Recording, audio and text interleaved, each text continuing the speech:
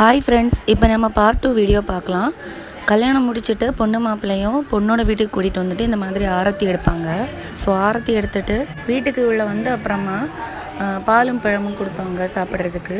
First வந்து பையன் கொஞ்சம் குடிச்சிட்டு பொண்ணுக்கு கொடுக்கணும். அதுக்கப்புறமா பழமும் அதே மாதிரி. இது எல்லா இடத்துலையும் இருக்கிறது தான். அப்புறமா பொண்ணுங்க வந்து இவ்வளோ வருஷம் இருந்த வீட்டை விட்டுட்டு நல்லா கதறி எழுதிட்டு கிளம்ப வேண்டியது தான். ஸோ இந்த ஒரு மொமெண்ட் வந்து ரொம்பவே கஷ்டமாக இருக்கும். நானும் அதுலேருந்து வந்தது தான். ஸோ எல்லாருக்கும் அந்த நிமிஷம் வந்து ஐயையோ ஒரு நிமிஷம் கல்யாணம் ஆகாமல் இருந்திருக்கலாமேன்னு கூட தோணும். ஸோ ரொம்பவே கஷ்டமாக இருக்கும். ஸோ வெளியில் வந்து எல்லோரும் காரில் ஏற்றி விட்டுட்டு பாய் சொல்லிவிட்டு அதுக்கப்புறமா ஈவினிங் வந்து நாம் பையன் வீட்டுக்கு வீடு காண போகிற ஃபங்க்ஷனுக்கு போவோம். ஈவினிங் வீடு காண போகும்போது 4-5 மினி வேனு, அப்புறமா வந்து ஒரு டெம்போ பிடிச்சிருப்பாங்க. அதில் வந்து பொண்ணோட திங்ஸு, பீரோ, கட்டில், அப்புறமா வந்து வாஷிங் மிஷின், ஃப்ரிட்ஜு என்ன கொடுக்குறதா இருந்தாலும் அதில் வச்சு கொண்டு போவாங்க. ஸோ அதுக்கு கூடவே வந்து நம்ம முறுக்கு, அரிசி முறுக்கு கண்டிப்பாக இருக்கும். அப்புறமா வாழைக்கொலை, இன்னும் கொஞ்சம் ஐட்டம்ஸ் இருக்கும். அதெல்லாம் வந்து எடுத்துகிட்டு போகணும். இப்போ பார்த்தீங்கன்னா நாங்கள் கிளம்பியாச்சு மீன்ஸ் கிளம்பி நிற்கிறோம். வண்டி இங்கேயே வந்து கூட்டுறோமா, அதனால் தப்பிட்டோம். இல்லைன்னா அங்கே போயிருக்கணும். எப்படி இந்த ரூட்டு தான் போவோம், அதனால் இங்கேயே வந்துடும். பிள்ளைங்களாம் கிளம்பிட்டு லேட்டானதும் விளையாடிட்டு இருக்காங்க. இனிப்போ எல்லோரும் டயர்டாகி வேர்க்கும். இவனுக்கு தான் தலை அதிகமாக வேர்க்கும். தொடங்கியாச்சு. இவங்க அம்மா கிட்ட இருந்து எப்போ அடி வாங்குவா. ரிஷு இங்கே வா. நாங்கள் இப்போ ஈவினிங் ஃபோட்டோ ஷூட் பண்ணிட்டு இருக்கோம். ரொம்ப நேரம் நல்லா பேசிக்கிட்டாரையா. என்ன பொழப்பு நம்ம வாழ்க்கை எதை நோக்கி பயணமா போய்கிட்டு இருக்குன்னே தெரியலையே.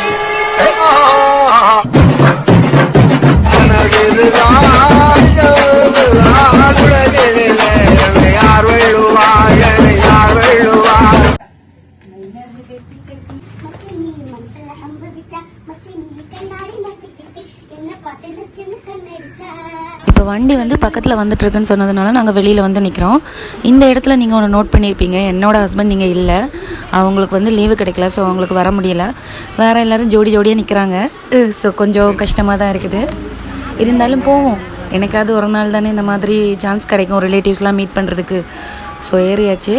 இப்போ இந்த இதில் வந்து ஒன்று கவனிக்கணும். இந்த வேன் ஃபுல்லாக எங்கள் ஃபேமிலி, இது ஃபுல்லாகவே எங்கள் ஃபேமிலி தான். எங்கள் ரூட்டுக்காக தனியாகவே ஒரு வேன் அனுப்பிட்டாங்க. எங்கள் சித்திலாம் வந்து மாமா வீட்டிலேருந்தே கிளம்பி வந்துட்டாங்க. நாங்கள் எங்கள் பெரியம்மா வீட்லேயும் வந்து இங்கேருந்து ஏறணும். கொஞ்சம் குட்டி வேனை அனுப்பிட்டாங்க. அதுக்காக நம்ம போய் சண்டை போடுறோம். கொஞ்சம் நேரம் உட்காந்து அந்த கதை இந்த கதையெல்லாம் பேசிட்டு போர் அடிக்குது அப்படின்னு சொல்லிட்டு ஒன்று ஒன்றா பாட்டு போட்டு ஆடுறதுக்காக ஸ்டார்ட் பண்ணோம். இதுதான் வந்து தக்கலை ஜங்ஷனு எங்கள் ஏரியா. ஸோ இதுதான் நம்ம வழி. இதில் ஒன்று உங்களுக்கு காமிக்கிறேன். தோ இப்போ ஒரு பாருங்கள், இங்கே ஒரு கிழங்கு வத்தல் கடை வரும். இந்த கடையில் தான் யூஸ்வலாக சின்ன வயசுலேருந்தே வாங்குவோம். ரொம்பவே டேஸ்ட்டாக இருக்கும். ரொம்ப சூடாக போட்டு கொடுப்பாங்க. இது ஒரு இதே தான். இந்த குட்டியோண்டு கடையிலேருந்து தள்ளு வண்டியிலேருந்து வாங்குவோம். செம்ம டேஸ்ட்டாக இருக்கும்.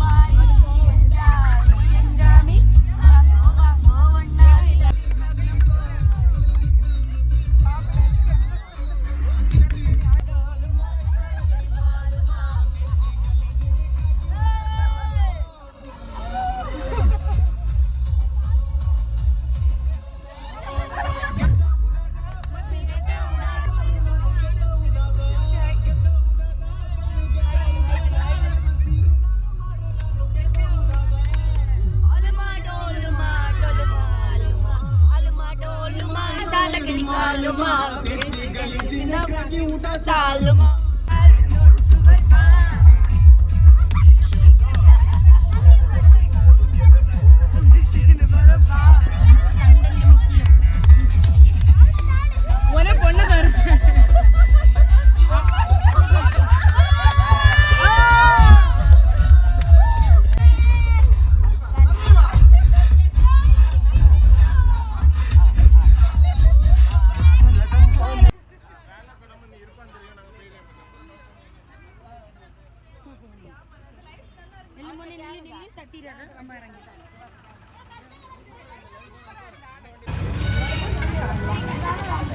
நம்ம இப்போ பையனோட வீட்டுக்கு போயிட்டு இருக்கோம்.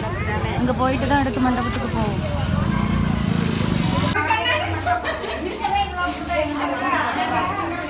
ஆடி தளர்த்துவே இருக்கு. இப்போ நம்ம மண்டபத்துக்கு வந்தாச்சு. மண்டபத்தில் போயிட்டு இங்கே வந்து என்னடா சவுண்டு கேட்குதே அப்படின்னு பார்த்தா உள்ளே வந்து ஆர்கெஸ்ட்ராலாம் வச்சுருந்தாங்க. அது போயிட்டுருக்கு. சரி, அதை பார்ப்போமா?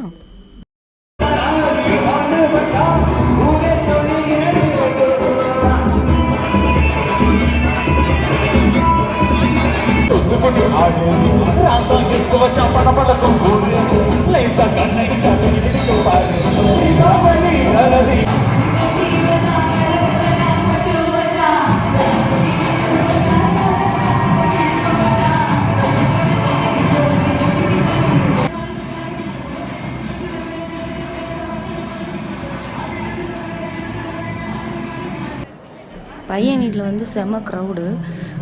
நாங்கள் போகும்போதே ஆல்ரெடி லேட்டு. அதுக்கப்புறமா அங்கே போயிட்டு சாப்பிட்றதுக்கு இன்னும் லேட்டு. அந்த ஆர்கெஸ்ட்ராலாம் பார்த்துட்டு அப்புறமா தான் போனோம். ஒரு வழியாக சாப்பிட்றதுக்கு இடத்த பிடிச்சி உட்காந்தாச்சு. இனி நம்ம சாப்பிட வேண்டியதான். இங்கேயும் வந்து நார்மலாக வந்து வெஜிடேரியன் ஃபுட்டு வச்சு அதுக்கு கூட சிக்கன் கிரேவி வச்சுருந்தாங்க. சில இடங்களில் நைட்டு வந்து இந்த மாதிரி வைப்பாங்க. ஆனால் இப்போ மேக்ஸிமம் எல்லா இடத்துலையும் வந்து பிரியாணி, அப்புறமா வந்து கீ ரைஸு, அதுக்கு கூட சிக்கன் ஃப்ரை அந்த மாதிரிலாம் வச்சு வைப்பாங்க. அப்புறமா அந்த ஆப்பம் இடியாப்பம் அந்த மாதிரி போடுவாங்க.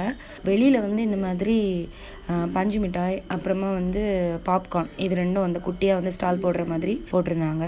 அப்புறமா அந்த பலூன் இருக்குல்ல, பலூனில் வந்து பொண்ணு பையனோட ஃபோட்டோ பிரிண்ட் பண்ணி அதில் வந்து நேம் எழுதி வச்சுருந்தாங்க. வந்து பையன் வீட்டிலேருந்து வந்தவங்க, ஊரில் உள்ளவங்க அந்த மாதிரி எல்லாருமே வந்து வந்துட்டு போயிருப்பாங்க. இப்போ பொண்ணு வீட்டில் இருக்கிறவங்க மேக்ஸிமம் பொண்ணு வீட்டில் அதாவது நாங்கள் வீடு காண வந்தவங்க, அதுக்கப்புறமா பையன் வீட்டில் க்ளோஸ் ரிலேட்டிவ்ஸ் இவங்கெல்லாம் இருப்பாங்க. இதுதான் வந்து அந்த மேரேஜ் டேயோட எண்டு. இது வந்து ஒரு சின்ன ஃபங்க்ஷன் மாதிரி சுருள் கொடுக்குறது அப்படின்னு சொல்லிட்டு ஒரு இது உண்டு, முன்னாடி இருந்தே இருக்குது. ஸோ அது வந்து நம்ம அந்த ஃபேமிலியில் யாருக்கெல்லாம் கொடுக்கணுமோ அதெல்லாம் கொடுப்பாங்க. அப்புறமா வந்து பையனுக்கு வந்து ப்ரேஸ்லெட் போடுறது, இல்லைனா மோதிரம் கொடுக்குறது. அப்புறமா வந்து பையன் சைடில் இருந்திருப்பாங்கல்ல தங்கச்சிங்க, கூட பிறந்த தங்கச்சி இருந்தால் அப்படி இல்லை அப்படின்னா அண்ணன் தம்பி இல்லை அக்கா தங்கச்சி யாராவது இருந்தாங்க அப்படின்னா அவங்களுக்கு வந்து நகை போடுவாங்க. இவ்வளோதான். இதை போட்டுட்டு அப்புறமா நம்ம வந்து பொண்ணாங்க விட்டுட்டு நம்ம வீட்டுக்கு கிளம்பிட வேண்டியது தான். இதில் வந்து நிறைய அரிசி பொருட்கள்லாம் கிடைக்கும். ஒரு அமௌண்ட் வச்சு கொடுப்பாங்க. ஸோ அதை வந்து அமௌண்ட்டை வந்து வாங்கிட்டு முறுக்கெல்லாம் ஷேர் பண்ணி சாப்பிட்ருவோம்.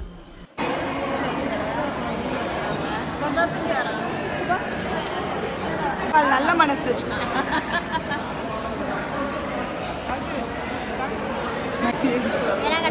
நமக்கு கிடையாது. இது வந்து பசங்களுக்கு மட்டும்தான் கொடுப்பாங்க. ஸோ அதனால் எங்களுக்கு கிடையாது.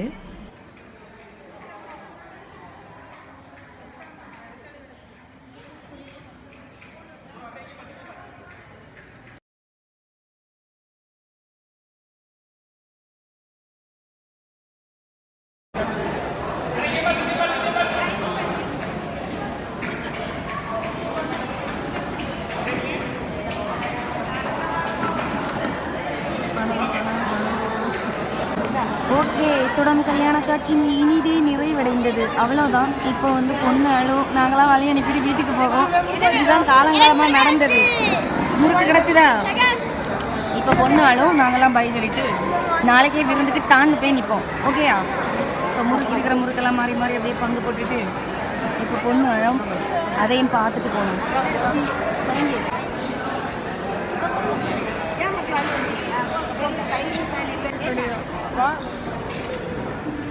பை பை, எல்லாரும் வீட்டுக்கு போகணும். சந்தோஷமா இருக்கியா? சரியா? நடந்து போச்சு. டே, என்னடா பண்ணுறீங்க? ஒன்றும் இல்லை. டே, எங்கள் பிள்ளைக்கு ஒன்று எடுத்து விடுறோம், பிசுக்குட்டிக்கு ஒன்று எடுத்து விடுறோம். ஆமாம், போதும், அவ்வளோதான், முடிஞ்சு. பிள்ளையாரே நாங்கள் கொஞ்சம் பூ எடுக்கிறோம். ஓகே, பரவாயில்ல. நாங்கள் ரிட்டன் போகும்போது வந்து மழை வந்துருச்சு. அதனால் விண்டோலாம் க்ளோஸ் பண்ணிவிட்டு குழந்தைங்கள்லாம் கொஞ்சம் கொஞ்சமாக தூங்க ஆரம்பிச்சிட்டாங்க. பட் நாங்கள் மட்டும் தூங்காமல் முழிச்சிருந்தோம். எதுக்குன்னா மறுபடியும் டான்ஸ் ஆடுறதுக்கு. ஏன்னா இது மாதிரி சான்ஸு திரும்ப எப்போ கிடைக்குன்னு தெரியாது. அதனால் கொஞ்சம் கொஞ்சம் தூங்கிட்டாங்க. நாங்களாம் கொஞ்சம் என்ஜாய் பண்ணிகிட்டு இருந்தோம். பட் நான் வந்து எழும்பலை, உட்காந்த இடத்துலேருந்து தான் ஆடிட்டு இருந்தேன். ஏன்னா அக்கா எழும்பிட்டா. அதுக்கப்புறமா இவன் அக்கா பிள்ளையும் என்னோடய பிள்ளையும் தூங்க ஆரம்பிச்சிட்டாங்க. இன்னொன்று நான் போட்டிருந்தது கவுனு. ஸோ அது கொஞ்சம் லெந்தியாக இருக்குமா, அதை போட்டு அதில் நின்று கொஞ்சம் இடம் தான் இருந்தது, அதில் நின்று ஆட முடியாது, அப்புறம் கீழே விழ வேண்டியது தான். அதனால் நான் உட்காந்த இடத்துலேருந்தே பில்டப் கொடுத்துட்டு இருந்தேன்.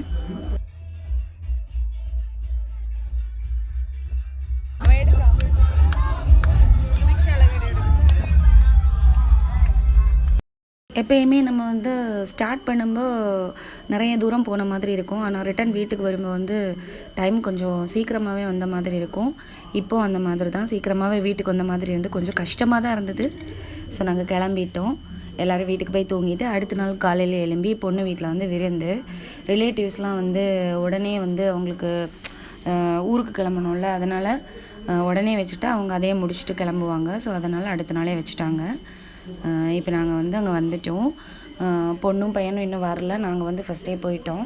எங்கள் அம்மா வந்து லேட் ஆகுது திட்டுவாங்க, லாஸ்ட்டாவாக போய் நிற்போம் அப்படின்லாம் சொல்லி நாங்கள் வந்து எங்கள் அம்மா திட்டிடுவாங்கன்னு பயந்து ஓடி ஓடி வந்தா. பையன் வீட்டிலேருந்து வர்றதுக்கு ரொம்பவே லேட் ஆச்சு. ஸோ வந்த நாங்களாம் என்ன பண்ணோன்னு பாருங்கள். நான் சுற்றி வீடியோ எடுத்து அப்படியே டைம் ஓட்டிட்டேன். அக்காக்கெல்லாம் டயர்டாகி மீன்ஸ் முந்தின நாளே ஒழுங்காக தூங்கலை. அதனால் ஆஃபீஸ்க்கு லீவை போட்டுட்டு அப்படியே இங்கே வந்து கொஞ்சம் நேரம் தூங்கிட்டா. நம்ம தான் விருந்துக்கு முதல்ல வந்துருக்கோம். மாப்பிள்ளை வீட்டிலேருந்து வர்றதுக்கு இன்னும் லேட் ஆகும். சரி, ஓகே. ஒரு பைத்தியம் தனியாக பேசிகிட்டு இருக்கேன். பைத்தியமாயவே ரொம்ப நேரம் நல்லா பேசிக்கிட்டாலையா. ஓகே, அக்செப்ட் பண்ணிக்கிற பைத்தியம்தான். அப்படி தானே சொல்லுவாங்க நம்மளெல்லாம். பரவாயில்ல. இது வந்து நம்ம பழைய கால ரேடியோ. முன்னாடியில் இந்த மாதிரி தான் வீட்டில் இருக்கும். எங்கள் வீட்டிலே இருக்கும். இது எங்கள் மாமா வீட்டில் உள்ளது.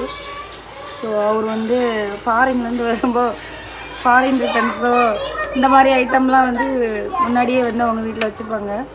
இப்படி ஒரு இதை ஓப்பன் பண்ணிட்டு இதில் ஒரு கேசட் போடுவோம். அந்த ரீல்லாம் சுற்றிக்கிச்சுன்னா ஒழுங்காக வராது. ஸோ அதெல்லாம் அந்த காலம், அதெல்லாம் அது பார்க்கும்போது ஞாபகம் வருது.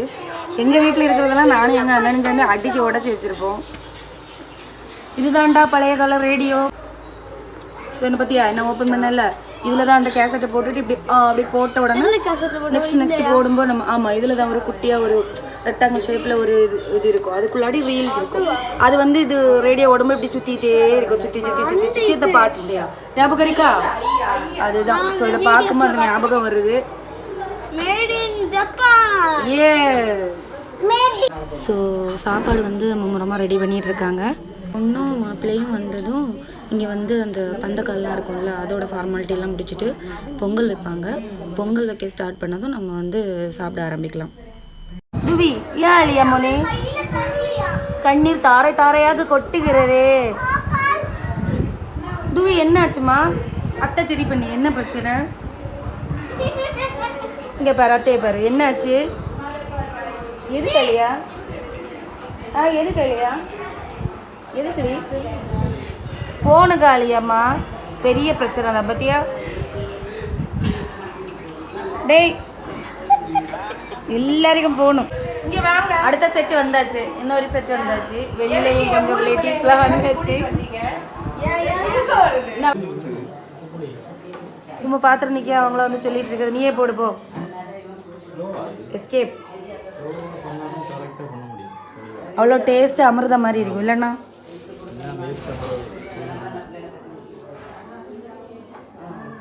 பாருங்க குழந்தைகளுக்கு ஓடியாருங்க. உங்க வெந்நீரியா போட்டுட்டு இருக்கிறிய? சரி இருக்கட்டும். சரி, வெந்நீர் போட்ட சர்பத் நமக்கு. கொஞ்சம் புளிக்குது, கொஞ்சம் இனிப்பு போடணும்.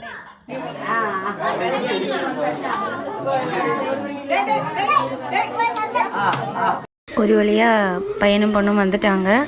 ஸோ அவங்க வந்ததும் ஆரத்தி எடுத்துகிட்டு அதுக்கப்புறமா வந்து இந்த பந்தக்கால் அந்த ஃபார்மாலிட்டியை இது பண்ணிவிட்டு, கல்யாணத்துக்கு முன்னாடி பந்தக்கால் வச்சுருப்பாங்கள்ல, அதை எடுத்துகிட்டு அதுக்கப்புறமா பொங்கல் போடுவாங்க. அப்புறம் என்ன சாப்பிட்ற வேண்டியது தான்.